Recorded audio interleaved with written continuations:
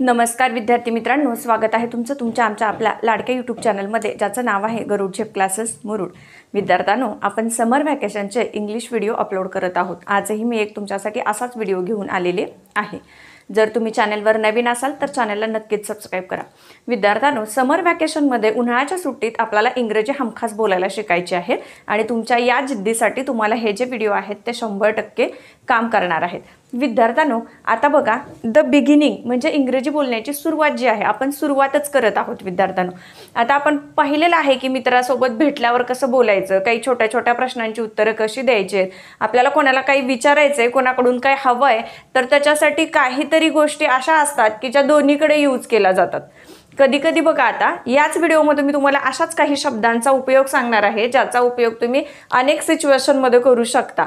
तुम्ही म्हणाल हे कसं, तर बघा आता विद्यार्थ्यांनो, प्लीज शब्द जो आहे, प्लीज, तुमच्याकडून एखादा कुठला गुन्हा झाला तर तुम्ही माफी मागण्यासाठी सुद्धा प्लीज म्हणता. तुमच्याकडून काही चूक झाली आहे, तुम्हाला त्याचा पश्चाताप होतोय किंवा तुम्हाला त्याच्यापासून काहीतरी समोरच्या व्यक्तीला कन्व्हिन्स करायचं, त्यावेळेला सुद्धा तुम्ही प्लीज म्हणू शकता. ज्यावेळेला तुम्हाला समोरच्या व्यक्तीकडून काहीतरी हवं आहे पण ते घेत असताना त्याला कन्व्हिन्स करून ते घ्यायचं आहे, त्यावेळेला सुद्धा आपण प्लीज शब्द यूज करू शकतो. तर अशा एका शब्दाच्या अनेक सिच्युएशनमध्ये, अनेक कंडिशनमध्ये आपण तो शब्द यूज करू शकतो. तर आज मी तुम्हाला अशाच काही शब्दांचा नेमके कुठं कसा वापर करायचा हे सांगणार आहे. व्हिडिओ स्किप न करता शेवटपर्यंत नक्कीच बघा. विद्यार्थ्यांनो, आता प्लीज सुरुवातीचा जो वर्ड्स आपण घेतलेला आहे आज, तर प्लीज, तर त्याचा कृपया किंवा विनंतीसाठी आपण उपयोग करू शकतो. आता जसं की बघा, 1 डझन आंबे आपल्याला हवे आहेत, आपण म्हणणार आहोत की 1 डझन आंबे द्या. तर आपण कसं म्हणणार आहे, a dozen mangoes please. A dozen mangoes please म्हणजे मला 1 डझन आंबे हवे आहेत. A dozen mangoes please. A dozen mangoes please म्हणजे 1 डझन आंबे द्या. आता सुट्टे पैसे द्या, तर आता कसं मागणार आहेत आपण, सुट्टे पैसे हवे आहेत. आपण कुठली वस्तू खरेदी केली आहे किंवा कशा ऐवजी वस्तू खरेदी करण्याच्या ऐवजी पण सुट्टं हवं आहे, चेंज हवं आहे आपल्याला, तर काय म्हणतो आपण, चेंज प्लीज. प्लीज चेंज मी, मला काही सुट्टे पैसे द्या. पावती द्या. Receipts please. रिसिप्ट्स प्लीज, एखाद्या वस्तूची गोष्टीची पावती हवे तुम्हाला. एकच शब्द आहे पण हे शब्द माहिती असणं तुम्हाला गरजेचं आहे. तर तुम्हाला याचा उपयोग नक्कीच तुमच्या या वाचनामध्ये, बोलण्यामध्ये होणार आहे. Receipts please. Bill please. खिडकीची सीट हवी आहे, तुम्ही प्रवास करताय तर window seat please. Window seat please, मला खिडकीच्या शेजारची सीट हवी आहे, असं तुम्ही एखाद्या व्यक्तीला बोलू शकता. त्याच्यानंतर बघा, आता तुमच्याकडे काही आहे का असं विचारायचं आहे तुम्हाला. तुझ्याकडे आहे का, गॉट अ, तुझ्याकडे आहे, त्याच्याकडून तुम्हाला ती वस्तू हवी आहे, तुम्हाला त्याला विचारायचे, तर तुझ्याकडे आहे का हे विचारण्यासाठी तुम्ही गॉट चा वापर करू शकता. तो कसा, पेन्सिल आहे, got a pencil please. Got a pencil, तुझ्याकडे पेन्सिल आहे. गॉट अ पेन्सिल, तुझ्याकडे पेन्सिल आहे. गॉट अ नाईफ, तुझ्याकडे चाकू आहे. गॉट अ स्टॅपलर, तुझ्याकडे स्टॅपलर आहे. गॉट अ वॉच, तुझ्याकडे वॉच आहे. गॉट अ बॅग, तुझ्याकडे बॅग आहे का. गॉट अ फोन, तुझ्याकडे फोन आहे का, असं विचारायचं आहे. तो प्रश्नसुद्धा होतो विद्यार्थ्यांना. तुम्हाला पाहिजे, तुम्हाला त्याचं उत्तर हवं आहे, तर तुम्ही हा प्रश्न, संक्षिप्त प्रश्न कशा पद्धतीने विचारू शकता बघा. त्याच्यानंतर बघा, गॉट अ लायटर, तुझ्याकडे लायटर आहे. एखाद्याकडे ती वस्तू आहे का नाही हे विचारून घेण्यासाठी आपण गॉट चा वापर करू शकतो.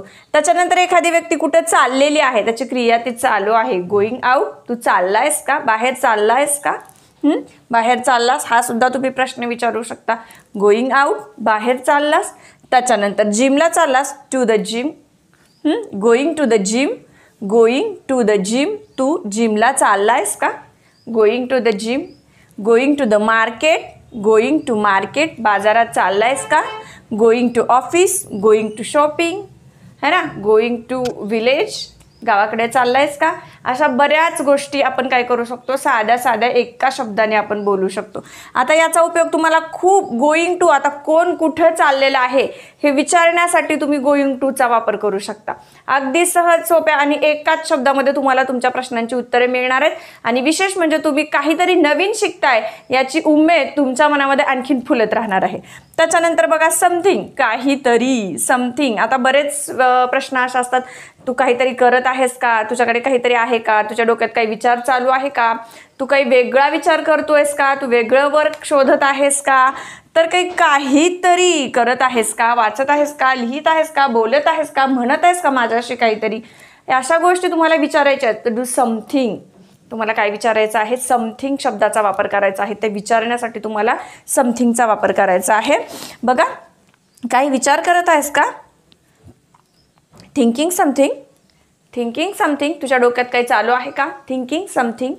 बघा, त्याच्यानंतर काही करत आहेस का, डुईंग समथिंग. डुईंग समथिंग, तू काही करत आहेस का, यू डुईंग समथिंग. त्याच्यानंतरचं जे आहे, काही लिहित आहेस का, रायटिंग समथिंग. रायटिंग समथिंग, तुमचा फ्रेंड्स काहीतरी लिहित बसलाय, काहीतरी निबंध लिहितोय, पत्र लिहितोय, कशाची तरी प्रॅक्टिस करतोय, काहीतरी सेंटेन्स वगैरे लर्न करण्यासाठी, काहीतरी स्ट्रक्चर वगैरे लिहिण्यासाठी, पाठ करण्यासाठी तो लिहितोय. काही लिहित आहेस का, writing something. You writing something, तू काही लिहित आहेस का. त्याच्यानंतर यू रीडिंग समथिंग, तू काही वाचत आहेस का. रीडिंग समथिंग, काही वाचत आहेस का. काही म्हणत आहेस का, सेईंग समथिंग. सेईंग समथिंग, काही म्हणत आहेस का. अशा छोट्या छोट्या शब्दानुसार तुम्हाला मोठी मोठी वाक्य बोलण्याचे चान्सेस तुम्हाला या व्हिडिओमधून मिळत आहेत. विद्यार्थ्यांनो, आजचा व्हिडिओ कसा वाटला हे कमेंट्समध्ये मला नक्कीच सांगा. भेटूयात एका नवीन व्हिडिओसोबत. तोपर्यंत सगळ्यांना धन्यवाद.